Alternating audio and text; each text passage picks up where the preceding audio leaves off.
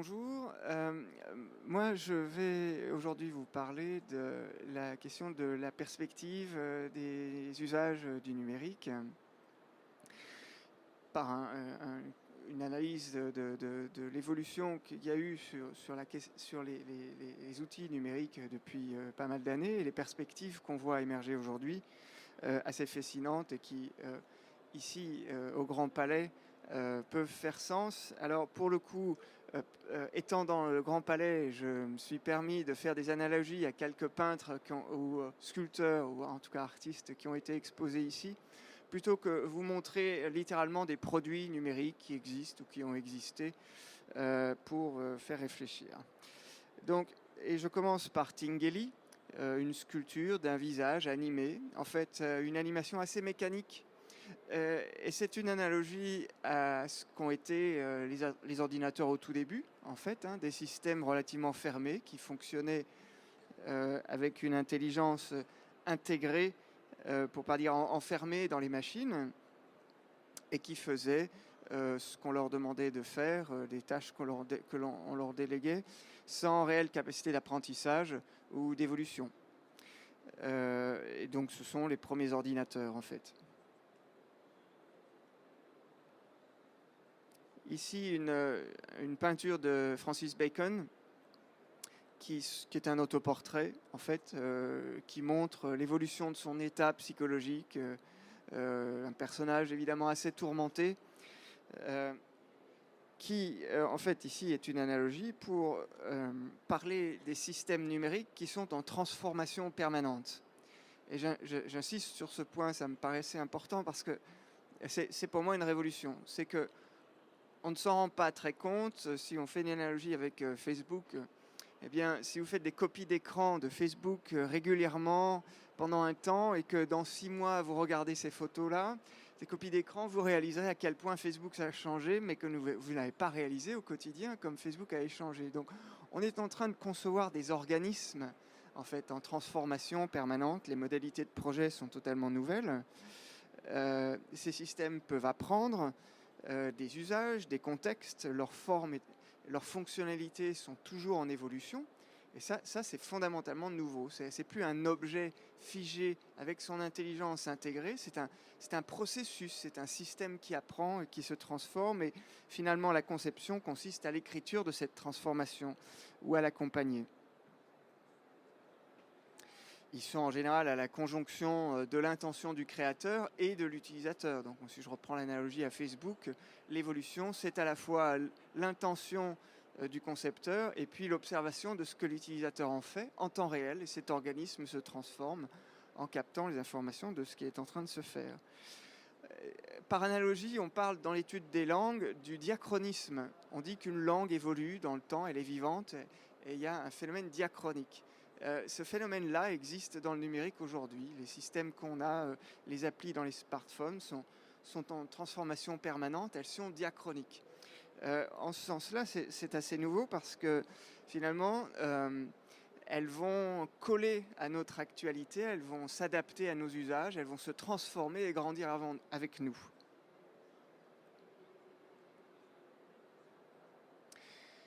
Ensuite, Matisse, là, ici, les danseuses qui se tiennent la main. Donc, il y a un élément de culture, il y a le partage, il y a l'interdépendance, il y a le mouvement.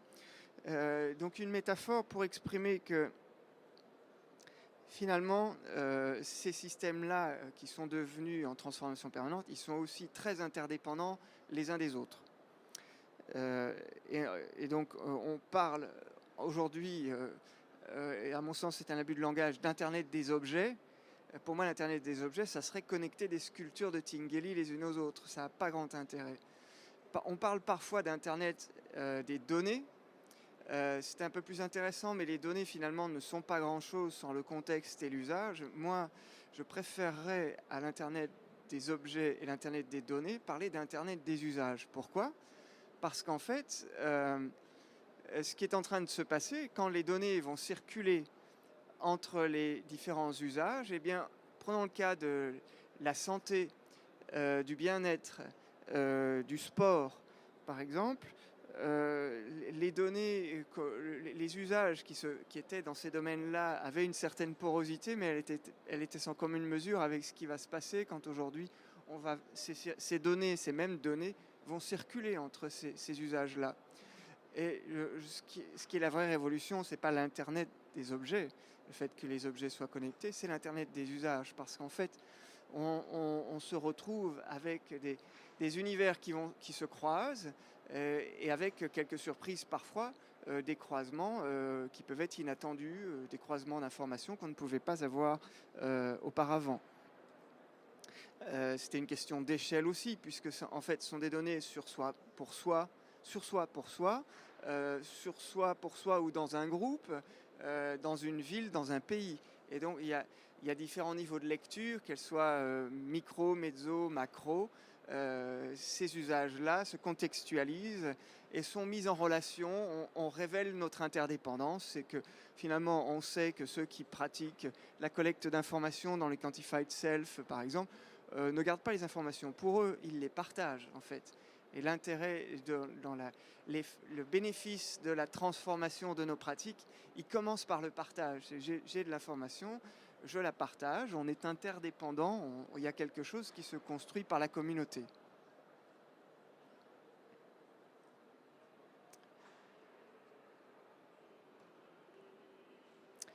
Alors vient un phénomène nouveau, le big data, dont on a probablement tous entendu parler. Ici, une peinture de Picasso qui montre un visage avec différentes facettes sur une même surface en 2 dimensions. Ce qui est intéressant ici, c'est de réaliser que, en fait, Picasso était très contemporain finalement. Il a illustré la physique quantique d'une certaine façon, quand on dit qu'un électron est dans une position instable en permanence. Lui, ce qu'il représente dans cette peinture-là, c'est un visage, mais représenté sous différentes facettes à la fois. Et la notion de facette est intéressante parce que, en réalité, avec la rhétorique du big data aujourd'hui, comme avec l'arrivée de nouvelles technologies dans les technologies de l'information et de la communication, on nous ramène toujours la modernité et on dit finalement le big data va nous raconter la vérité. On va découvrir et on va converger vers la vérité. Un phénomène assez moderniste. Finalement, ici, pourtant, ce que nous dit Bruno Latour, c'est que regarder un phénomène, c'est toujours projeter une subjectivité. On n'est pas neutre, un phénomène ne se passe pas. Il y a toujours une intention projetée par l'observateur. Et alors, si on applique ça à la question du big data, c'est intéressant parce qu'alors on va imaginer qu'avec des mêmes données sur votre santé, par exemple, prenez toutes les mesures prises par Withings, mesures de poids, de pas faits dans la journée, combiné aujourd'hui à quelques solutions de coach primaires, l'usage ne se développe pas au-delà de quelques semaines. En fait, ce qui est intéressant d'observer, c'est comment un regard singulier sur ces données pourrait être éventuellement une stimulation dans les usages. C'est-à-dire qu'avec le big data, on voit des solutions de coach qui sont de la modernité du XXe siècle. C'est Big Brother, c'est HAL dans 2001, c'est cette espèce d'intelligence avec une identité unique. Alors que dans Her, le dernier film sur l'intelligence artificielle, on voit qu'au contraire, l'intelligence a pris des facettes identitaires différentes. La même intelligence a pris des peaux finalement différentes. C'est comme si on dirait que Siri dans votre téléphone existait avec de multiples identités, mais en partageant une intelligence.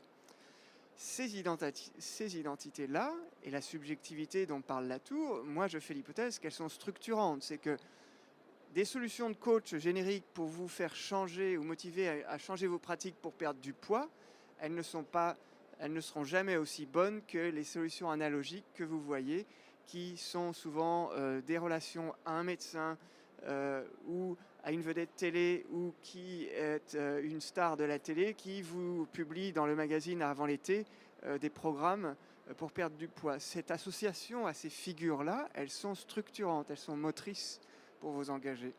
Et donc, je pose la question avec cette émergence de l'Internet des usages, de la question de la subjectivité dans la façon de regarder les données, et que les mêmes données pourront avoir des visages très différents, peut-être même des visages simultanés. Très concrètement, c'est imaginez un coach qui vous dit là à l'instant, ça fait 15 minutes que vous êtes resté assis sur votre chaise, ça ne va pas du tout, en ignorant les règles sociales, sans essayer de comprendre si c'est le bon moment ou pas. À l'inverse, un coach plus empathique interviendra sur un rendez-vous, peut-être le dimanche soir, pour vous dire eh bien, voilà, sur le bilan de la semaine, tu restes quand même assez longuement assis dans ces périodes-là, au bureau, ici, tu as passé tant de temps. Et donc, avec les mêmes données, une expérience fondamentalement différente. Et éventuellement une stimulation à changer de comportement qui, dans un cas, sera pertinente, dans un autre, pas du tout, en fait.